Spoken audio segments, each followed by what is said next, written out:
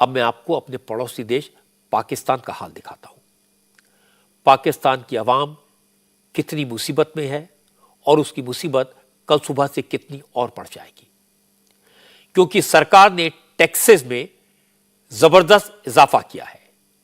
इसकी वजह से पाकिस्तान के लोगों के लिए 2 वक्त की रोटी जुटाना अब और मुश्किल हो जाएगा।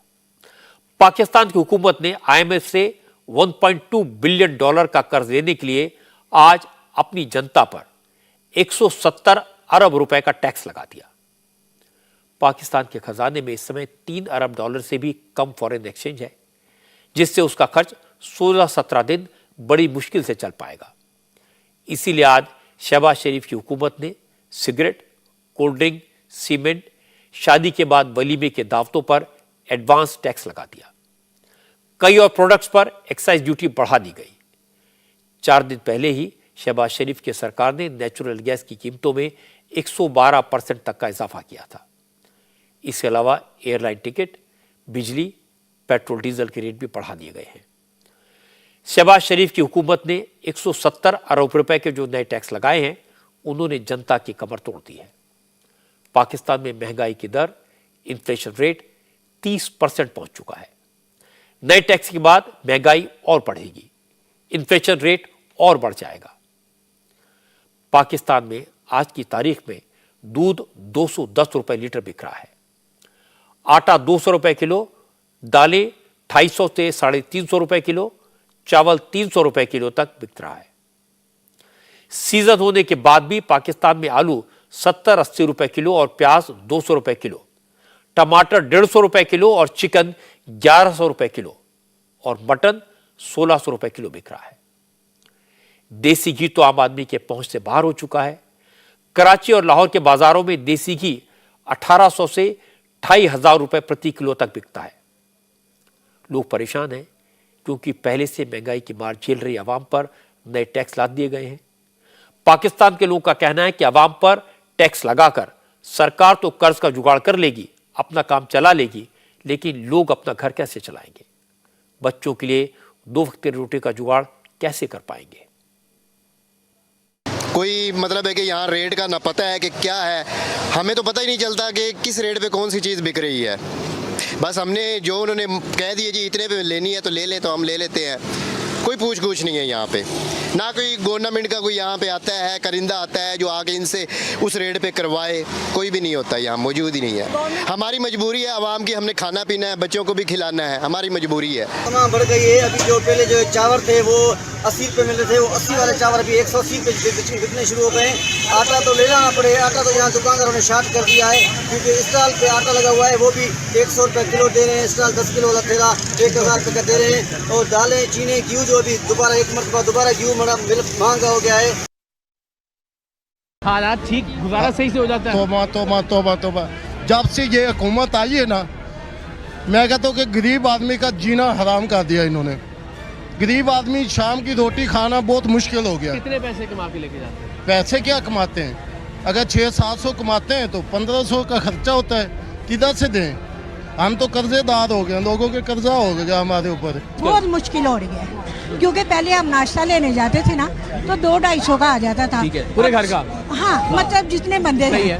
तो अब लेने जाए 6 अंडे, एक ब्रेड, मतलब तो साथ मतलब एक बंद लेने का तो 500-550 लग जाते हैं। वो गैस के बिल आए 8-8 हज़ार। अच्छा, गैस आ भी नहीं रही, आके आप हमारे चूल्हे देखें। हाँ। गैस आ भी नहीं रही और 8 हज़ार बिल आ गए। यहाँ के हालात बहुत मुश्किल हो गए, बहुत मुश्किलात हो गई। गैस की वजह से सर्दी भी ज़्यादा, महंगाई भी ज़्यादा हो गई है। बस कुछ बोलते हैं ना, हुकूमत वो हो गई है, यानी चोर हो गई है। इतने बुरे हालात हो गए हुए हैं, बस खर्चा ही बहुत बुरा हो रहा है। घर वाले जब घर जाते हैं तो घर वाले क्या लड़ाई होती, कहते खर्चा दो। अच्छा, हम कहते हैं नहीं, वो कहते हैं आप खर्चा दो या फिर घर से जाओ।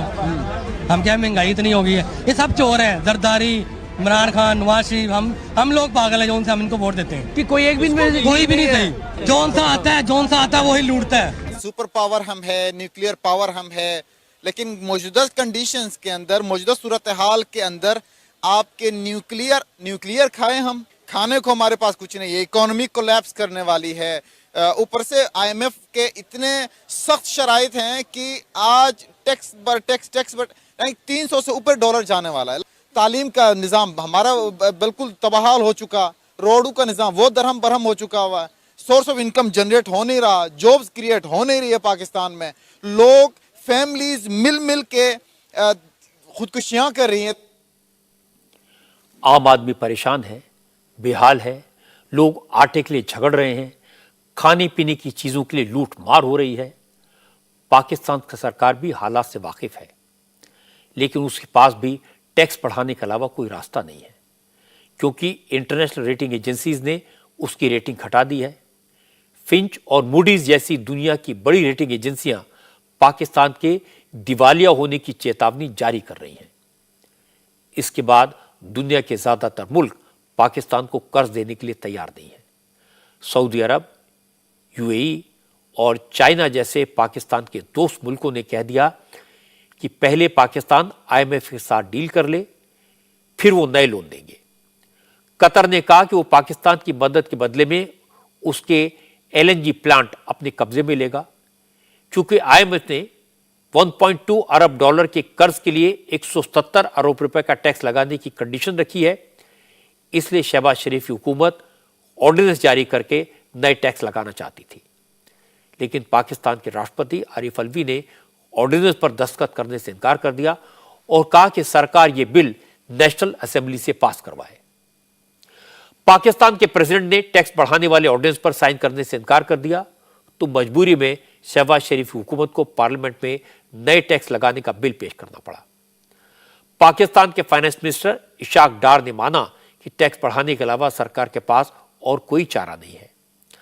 शहबाज सरकार ने टैक्स बढ़ाया तो इमरान खान की पार्टी ने उस पर हमला बोल दिया। इमरान खान ने भी शहबाज शरीफ सरकार को निशाने पर लिया। इमरान ने कहा कि पाकिस्तान को तो इंडिया से सीखना चाहिए, अगर पाकिस्तान के जनरल्स ने उनकी सलाह मानी होती तो भारत की तरह पाकिस्तान में भी महंगाई काबू में होती, पाकिस्तान की आवाम इस तरह से भूख से तड़प न रही होती। मैंने सदर पुतिन से तय कर लिया था कि जिस तरह हिंदुस्तान को सस्ता तेल दे रहे हैं, हमें भी वो सस्ता तेल दें। यहां वापस आए तो यहां जनाब हमारा आर्मी चीफ कहता कि नहीं, कंडेम करो रूस को क्योंकि उन्होंने यूक्रेन में इन्वेड कर दिया। हमने उनको समझा, उसको मैंने बताया कि हिंदुस्तान तो नहीं कंडेम कर रहा, अमेरिका का वो स्ट्रेटेजिक एलाय है, क्वाड का मेंबर है, वो तो नहीं कंडेम कर रहा, तो हम क्यों, हमें न्यूट्रल रहना चाहिए जो हिंदुस्तान रह रहा। हमारे आर्मी चीफ ने, आप ये सोचें कि खुद एक यानी ग्रेड 22 ऑफिसर ने बैठ के एक सिक्योरिटी का सेमिनार था, उसने खुद कंडेम कर दिया रूस को। हम उनसे सस्ता तेल ले रहे हैं, उसने कंडेम कर दिया, और अमेरिका को खुश करने के लिए।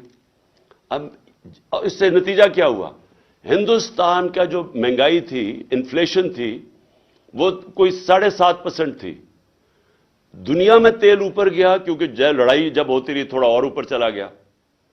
हिंदुस्तान की इन्फ्लेशन 7.5% से 5.5% पे आ गई। पाकिस्तान की इन्फ्लेशन 12% थी, हमारी 12% से इन्फ्लेशन 30% पे चली गई, क्योंकि हम महंगा तेल ले रहे थे, तेल की कीमत ऊपर चली गई। अब नुकसान किसको हुआ? पाकिस्तानी अवाम को। इंडिया टीवी हर वक्त हर जगह डाउनलोड करने के लिए सर्च करें India TV news Google play store या ऐप स्टोर पर।